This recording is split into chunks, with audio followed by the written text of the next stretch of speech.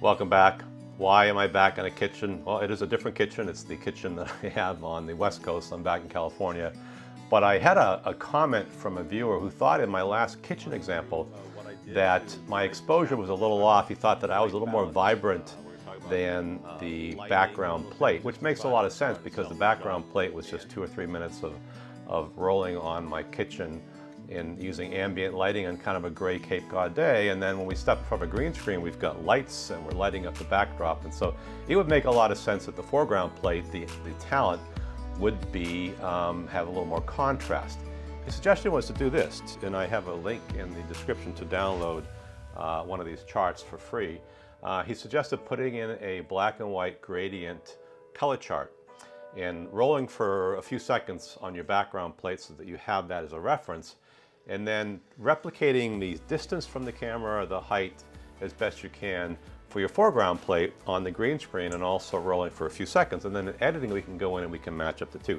More than likely, I'm going to try to match the vibrance of the foreground shot because it's lit, rather than trying to dull it out for the what would be probably a less well-lit background shot. So let's give this a try. Move my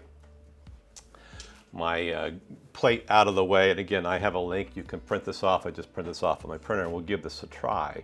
So I'm going to jump into Final Cut. Let's try this. I've taken a screenshot of both my kitchen motion video and of the green screen shot with a black, gray, white gradient chart. First, I crop everything out of both shots so that I'm just isolating the gradient chart. What I see in the Luma waveform will be limited to that chart. Right off the bat, I can see a difference between the kitchen exposure and the green screen, but frankly, the difference is rather subtle. This means that we can achieve a balance, but the end result in this case may not be that remarkable. Still, we can trust in the science. I'll match the shadows, midtones, and highlights using Final Cut's color wheel option. And now we have two similarly exposed shots. The waveform shows how similar they are. Again, we started with a fairly even exposure, and the changes, in this case, are very subtle. I did make 3 additional cosmetic changes to the kitchen video. Out went the mirror, trash can, and I tidied up the shelf on the right. This was all done in Photoshop. Is there a difference? We have matched. If you trust the science, there's an art and a science to virtual production. If you trust the science, we have actually matched pretty closely the contrast between the kitchen. I should be walking around. Again, I'm simulating camera movement. It's frustrating when you're doing these videos alone, and the cool part of virtual production is the dynamic, somewhat of a parallax, even in a 2D image, and you don't get that when you're doing a solo. It's just green screen, but it's not just green screen. So I can simulate camera movement. I can sort of track me, and you get a feel for what it looked like if I had photographer behind my camera.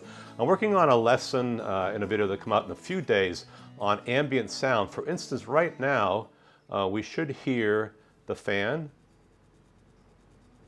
and we should hear there's some lawn mowing going outside. That is key to selling a shot in virtual production, to match the ambient sound. And if you're a teacher, what a great project for students to go out and Foley that sound rather than taking a sound file off of the internet. Actually go out and get a lawnmower sound. Take their iPhone, get a fan sound, and actually add in your own original sound. That to me would be an awesome project for students. As always, please subscribe. Thanks for watching. I'll be back in a few days. Thanks a lot.